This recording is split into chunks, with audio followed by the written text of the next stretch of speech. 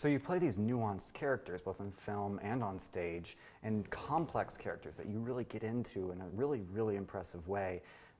Does that stick with you even after the director yells cut? When you're so into the character, does it stay with you even off set while you're playing a role so much? Yes, it does. When I was doing LBJ, I stayed in character a lot, and he was a rascal, and he had his Texas drawl, and he talked like this, and he had a syllable S, and he would talk, and I had makeup on. It gave me a cleft chin, cheeks, a longer nose, longer ears.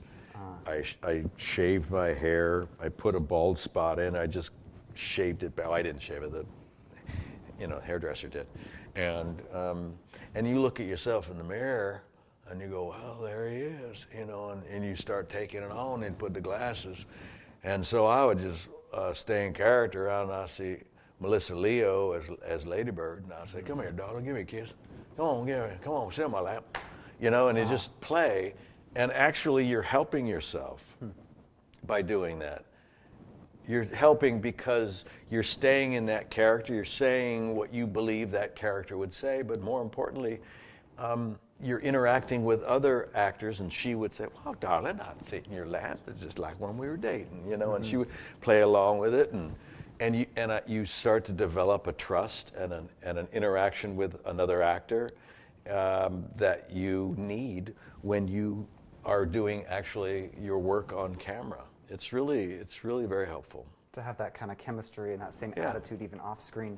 What about when you're playing other roles, like in Breaking Bad, where it's maybe a more devious character that has more of an impact on long term? Is it the same kind of good for the character, even when you're on screen?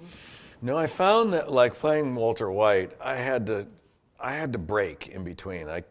There were so many intense moments that if I tried to stay in that intensity in between moving cameras and setups and things like that, I'd completely break. I'd lose my energy. So one of the things you learn as an actor, if you've been doing it as long as I have, is you learn when you're needed and you know what you need.